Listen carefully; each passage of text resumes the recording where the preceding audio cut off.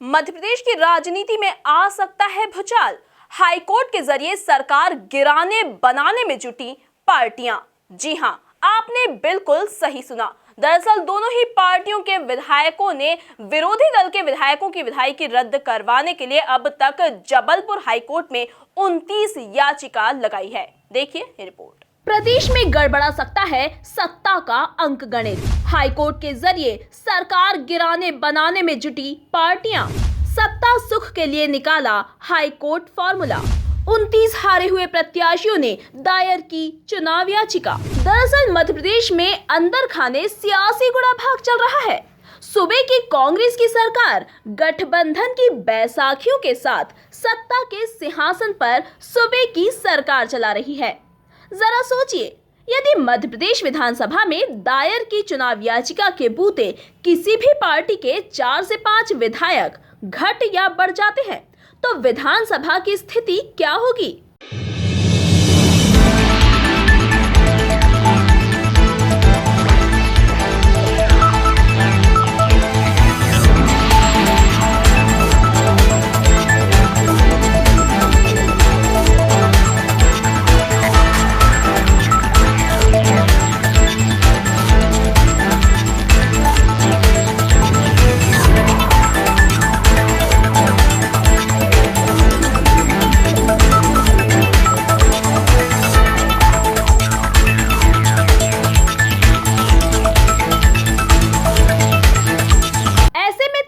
सरकार बदलने की स्थिति बनेगी और पूरा प्रदेश प्रभावित हो जाएगा। कुछ ऐसे ही प्रयास मध्य प्रदेश में दोनों बड़ी पार्टियां कर रही हैं। जानिए कैसे। दरअसल प्रदेश में सरकार को प्रभावित करने के 2 रास्ते हैं। पहला कि विधायकों की खरीद फरोख्त की जाए, या दूसरा कि कुछ विधायकों की विधायकी रद्द करवा दी जाए, जिसके प्रयास दोनों ही पार्टियां कर रही हैं। ऐसे में कांग्रेस अपने नंबर बढ़ाने के लिए भाजपा के विधायकों की विधायकी रद्द करवाना चाहती है और लगभग इसी सोच के साथ दोनों ही पार्टियों के कई हारे हुए प्रत्याशी मध्य प्रदेश हाईकोर्ट पहुंचे हैं, जिसको लेकर 29 इलेक्शन पिटीशन फाइल की गई है। गौर की है खरगापुर 47 कॉन्स्टिट्यूएंसी की। उन्होंने याचिका लगाई है राहुल सिंह लोधी के खिलाफ में, जो कि विनिंग कैंडिडेट है राहुल सिंह लोधी। और एक याचिका प्रस्तुत की गई है सत्यनारायण पटेल जी की, इंदौर की। इन्होंने महेंद्र हाडिया जी के खिलाफ में एक चुनाव याचिका प्रस्तुत की। चंदा देवी गौर वाली चुनाव याचिका में आपत्ति दर्ज की गई है कि इन्होंने जो राहुल सिंह ने 2 नॉमिनेशन पेपर भरे और दोनों नॉमिनेशन पेपर में विरोधाभास है। जो एफिडेविट दिया गया था दोनों में डिफरेंसेस हैं। इससे पहले राहुल सिंह जी ने एक याचिका लगाई, चुनाव याचिका, लास्ट टाइम के इलेक्शन थे वो हार गए थे और उसमें कॉस्ट इम्पोज की गई थी 20,000 रुपए की न्यायालय ने। उस कॉस्ट का जिक्र नहीं किया ना, वो कॉस्ट दी गई। तो कंटेम्पचुअस एक्ट है, ये हमने उसमें कहा है कि इसके बारे में सप्रेशन ऑफ एक्ट है और इम्प्रॉपर एक्सेप्टेंस है नॉमिनेशन पेपर का।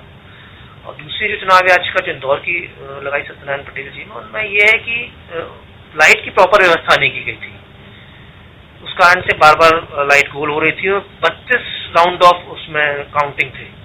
तो रात को 9:30-10 बजे के आसपास बिल्कुल नेक एंड नेक चल रहा था। 700-800 वोट के कभी सत्यनारायण पटेल जी आगे आते थे, कभी महेंद्र हाडिया जी। हमने उस तुरंत ही वहां पर रिटर्निंग ऑफिसर से आपत्ति दर्ज करी कि हमको दिख नहीं रहा है वहां पर, टैबुलेशन शीट भी प्रॉपर हमको नहीं दी जा रही है।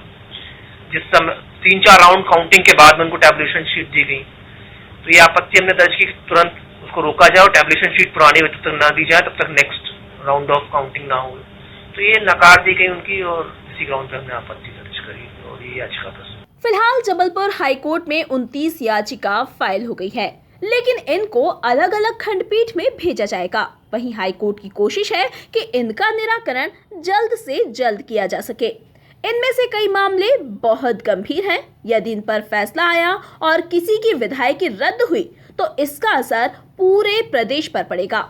ऐसे में एक और कांग्रेस सत्ता में सीटों का अंक गणित बढ़ाकर प्रदेश में अपनी सरकार को मजबूत करने में जुटी है, तो वहीं दूसरी ओर भाजपा मध्य प्रदेश में उलटफेर की फिराक में जुट गई है। Bureau report, MP news, Jabalpur.